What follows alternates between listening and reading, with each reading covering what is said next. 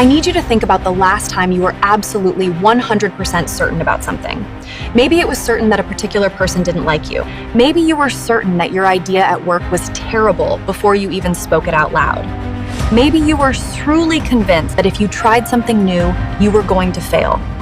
Hold that feeling in your mind for a second, that rock-solid, chest-tightening certainty, because I'm about to show you that certainty like that, the kind that feels the most real, is often the most dangerous thing inside your skull. There was a man, a perfectly ordinary man. He wasn't mentally unwell, he wasn't unintelligent, he simply had a belief, a deeply, privately held belief, that he had figured something out that nobody else had. He spent time on this, he prepared, he walked into a situation with complete, unwavering confidence, and then reality absolutely demolished him. Not because he lacked courage, not because he lacked effort, but because the idea he had staked everything on had never been tested against a single ounce of reality. He had convinced himself. And that was enough for him to act. Now here is where I need you to stop laughing at this man, because the version of this story that lives inside your life pie, it doesn't involve lemon juice and cameras. It involves the job you didn't apply for because your brain told you that you weren't qualified enough. It involves the relationship you self-destructed because your brain told you the other person was already pulling away. It involves the version of yourself you buried quietly because your brain, that brilliant, beautifully broken prediction machine inside your head I told you a story, and you believed it. Without a single question, without a single piece of evidence. You believed it the same way he believed his. My name is Khushpreet and welcome to this channel, Self-Architect. This channel exists for one reason, to hand you the tools to rebuild how you think from the inside out.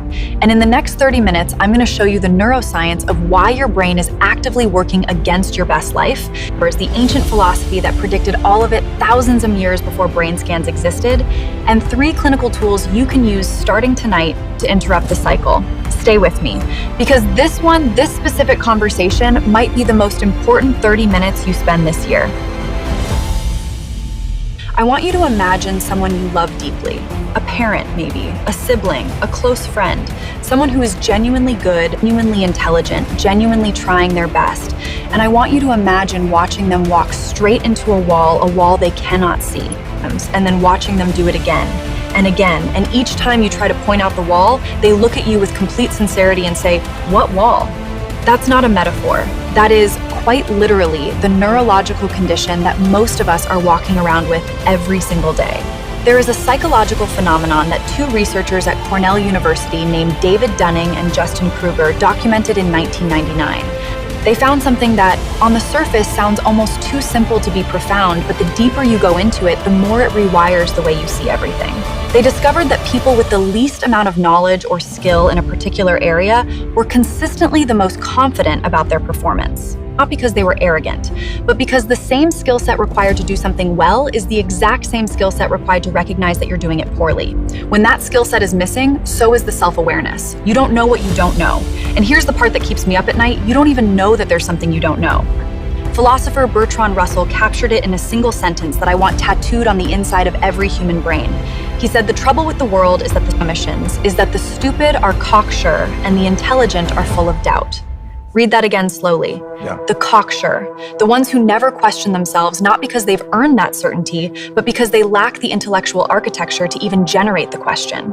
Now here is where this becomes deeply personal, because the version of the Dunning-Kruger effect that most of us experience is not about robbing banks. It's quieter than that. It lives in the automatic thoughts that fire through your mind before you've even had coffee. It lives in the stories your brain tells you about who you are, what you deserve, what's possible for you. Thoughts like, "I always mess up when things start going well," or "People always eventually realize I'm not that impressive," or "I'm just not the kind of person who gets lucky." These aren't conclusions drawn from evidence. They are automated programs running in the back. He said the first principle is that you must not fool yourself, and you are the easiest person to fool. You, not your enemy, not the person who criticizes you, you. And your brain, your brilliant, incredibly well-meaning brain, believes every single word. Richard Feynman, one of the greatest physicists who ever lived, Nobel Prize winner, genuinely one of the most creative scientific minds in recorded history, said something that I think is the starting gun for this entire conversation. He said the first principle is that you must not fool yourself, and you are the easiest person to fool. You. not your enemy, not the person who criticizes you. You are the easiest person for your own brain to mislead. And until you understand the mechanism or the actual biological machinery behind how that happens, you will keep being fooled every day in the exact same ways. Here is what most people believe about their own minds. They believe that they look at the world, take in what's there, process the information accurately, and then respond. Input, process, output. Like a camera. Light comes in, image is recorded, picture is taken, clean, neutral, objective. And I understand why we believe this because it genuinely feels that way from the inside. But neuroscience, the last 30 years of some of the most rigorous brain research in human history, has proven something that is far more astonishing and far more disturbing than that. Your brain is not a camera, it is a prediction machine. And the difference between those two things is the difference between living in reality and living in a story about reality. The framework that explains this is called predictive processing, and it was developed significantly through the work of neuroscientists whose research has transformed how we understand consciousness and perception. Here is the core idea in plain language. Your brain, at any given moment, is not waiting for the world to tell it what's happening. It is making a prediction about what's about to happen based on every experience you've ever had. It fires that prediction forward, and then it checks incoming sensory data, not to record reality accurately, but to see whether reality matches the prediction. And here's the critical part.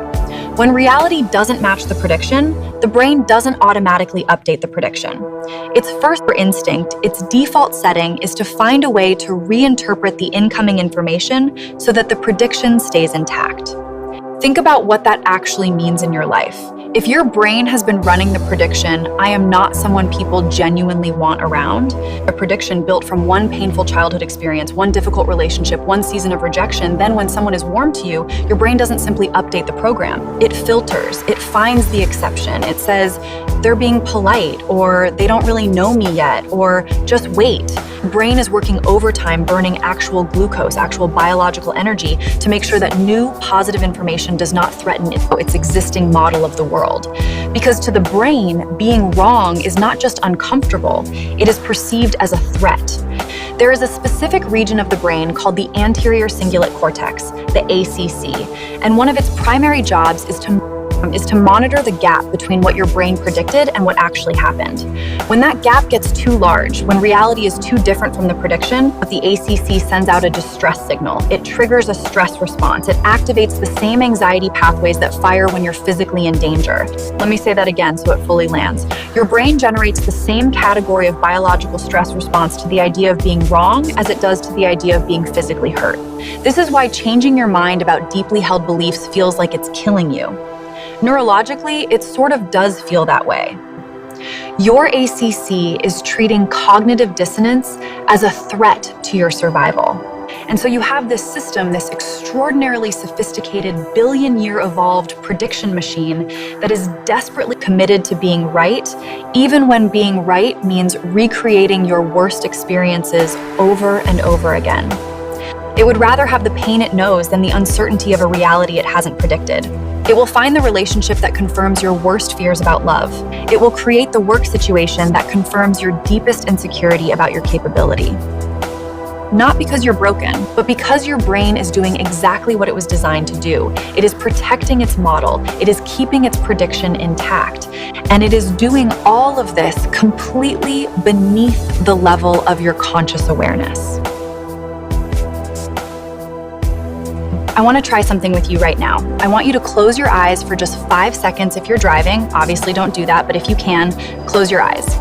And I want you to notice the next thought that arrives. Don't chase it. Don't engage with it. Just notice it arrive. Notice that it appeared without your permission. You didn't decide to think it. It simply showed up, like a weather event, like a cloud drifting across the sky. You didn't generate it deliberately. It generated itself. This is one of the most important recognitions in all of modern psychology, and it has ancient roots that we'll get to in a moment.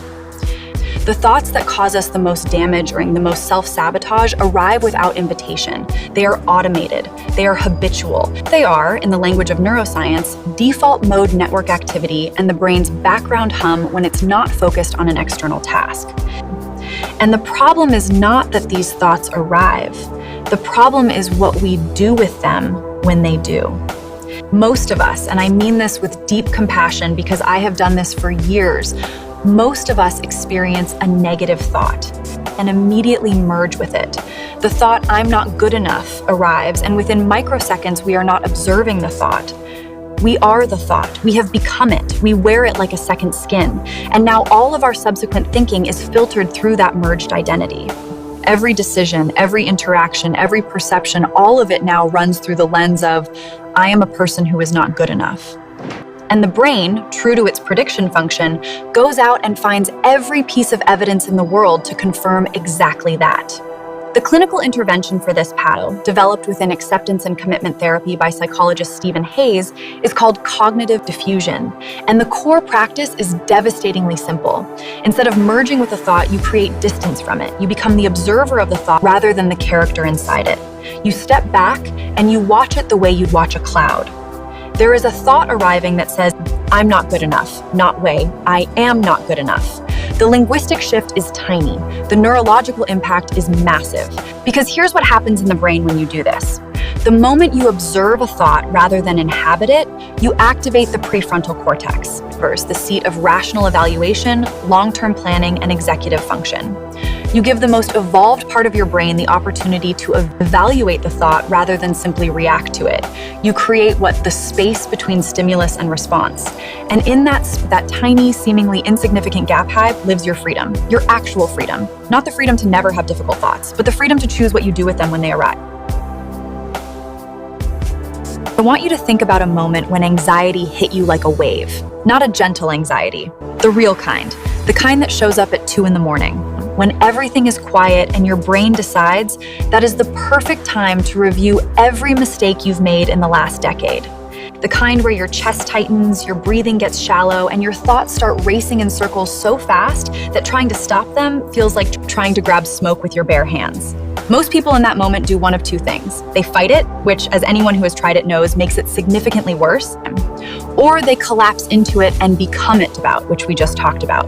There is a third option, and it comes from a neuroscientist at UCLA, and his research may be the most practically useful finding in all of effective neuroscience. Lieberman and his team ran a series of studies using fMRI brain imaging, the technology that lets us watch the brain in real time as it responds to stimuli.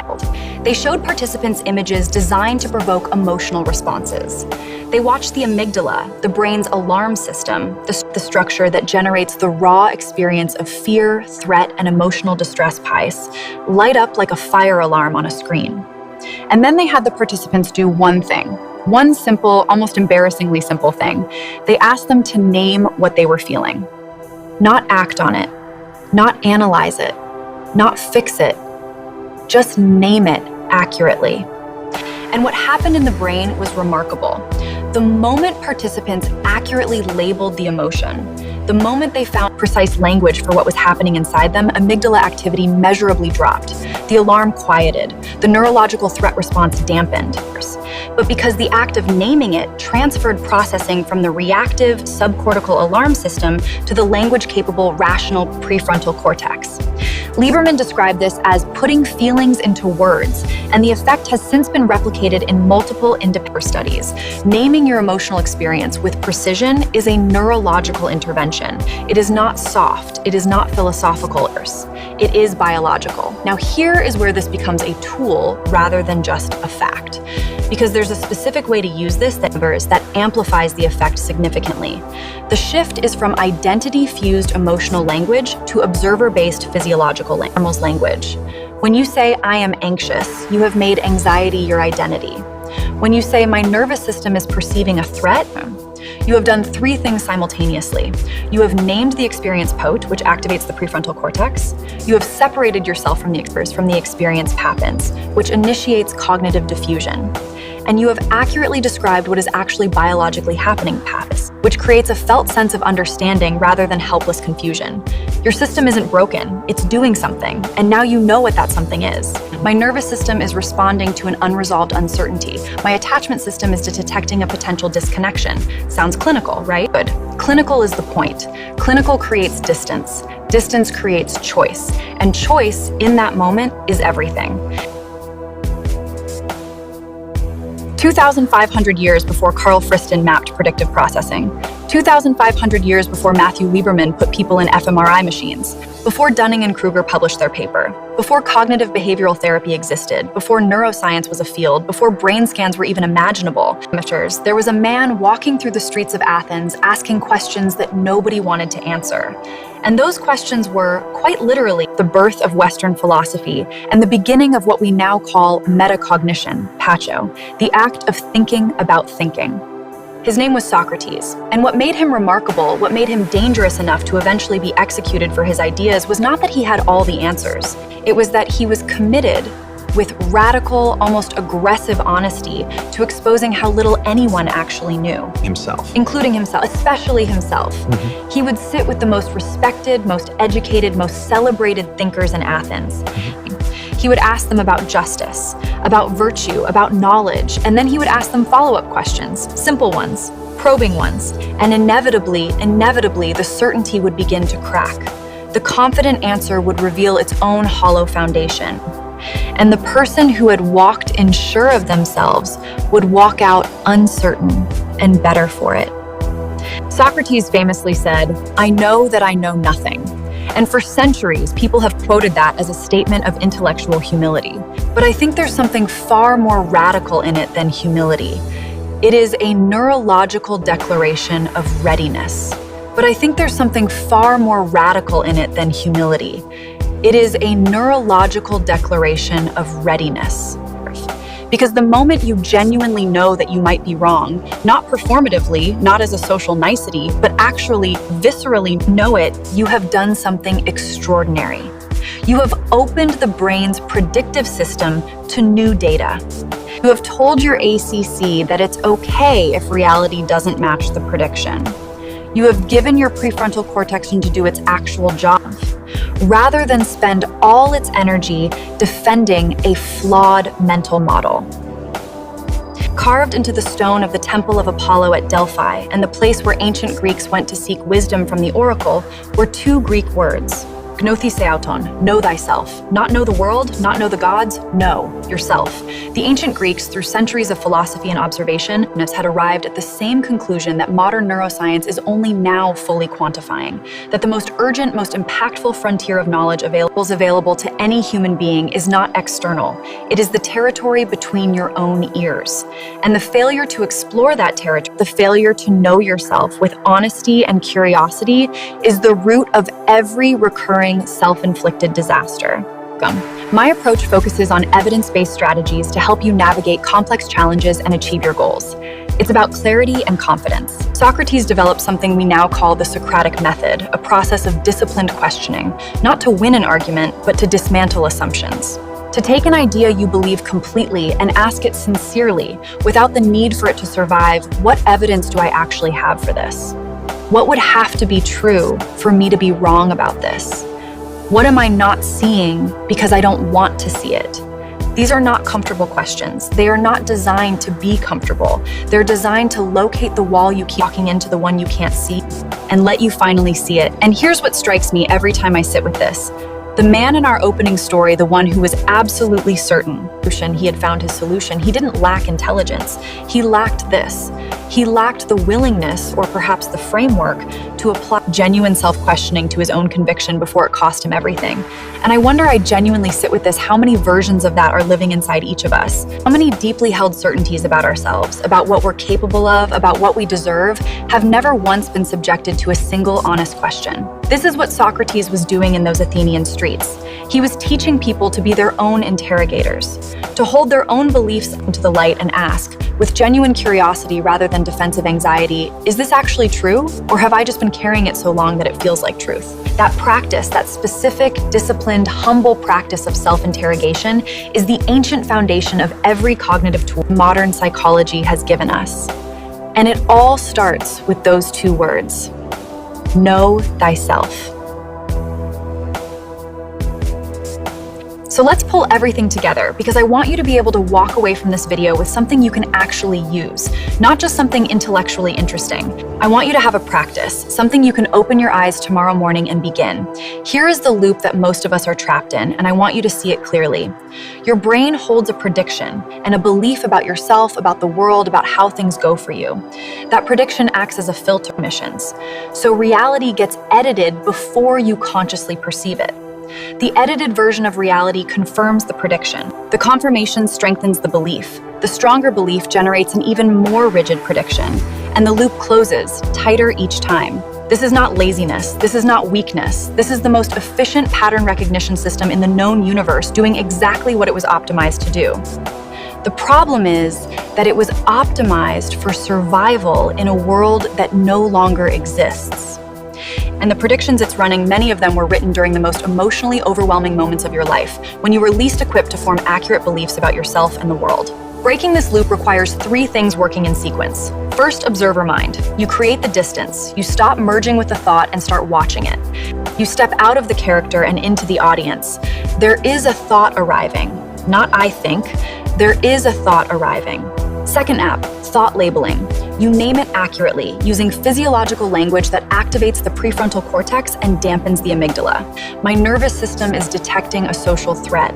My attachment system is generating abandonment narrative. Specific, observable. Third pen, Socratic questioning. You take the labeled thought and you ask it the question it has never been asked. What actual evidence exists for this prediction? What evidence exists against it? What would have to be true for me to be wrong? Not to destroy the thought, not to force positive thinking, but to investigate it, to hold it up to real scrutiny the way Socrates held up every comfortable assumption with rigorous, fearless, compassionate honesty.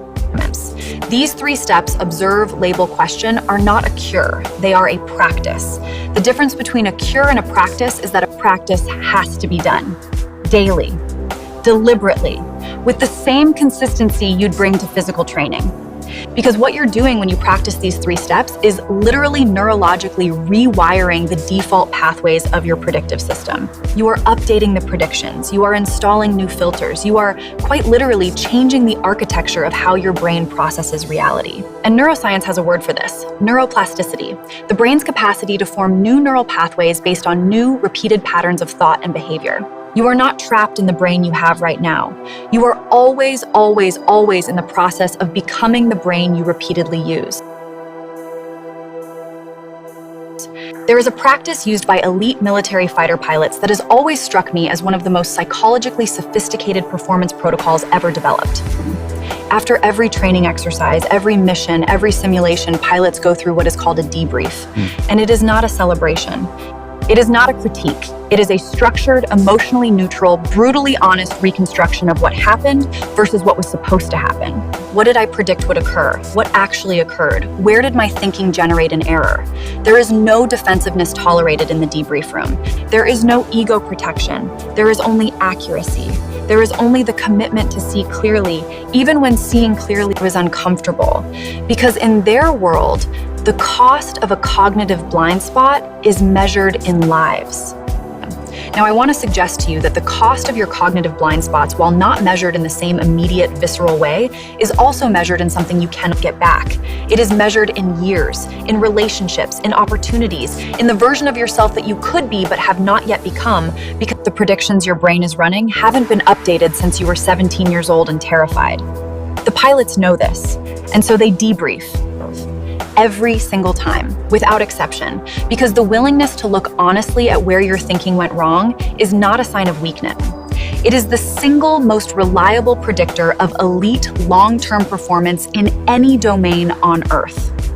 This is why I'm launching something I've been designing for a long time, and I want to invite you into it. I'm calling it the 30-Day Error Journaling Challenge. And the premise is simple enough to start tonight, but deep enough to genuinely change the way your brain runs its predictions. Every night before you sleep, you write 3 lines. No lengthy journaling, no overwhelming reflection. 3 lines written with the same honest precision of a fighter pilot's debrief. Line 1, what did I assume today? Not what happened, what you predicted would happen, or predicted about yourself, or predicted about another person before reality had a chance to speak. What did reality actually show me? Not your interpretation of reality, the observable facts, what actually occurred, stripped of the narrative your brain wrapped around it. Line 3, Where was my thinking biased? This is where you identify the gap. Where did your prediction filter out data? Where did your ACC fire anxiety to protect a flawed mental model? Where did the Dunning-Kruger blind spot appear in your actual lived Tuesday?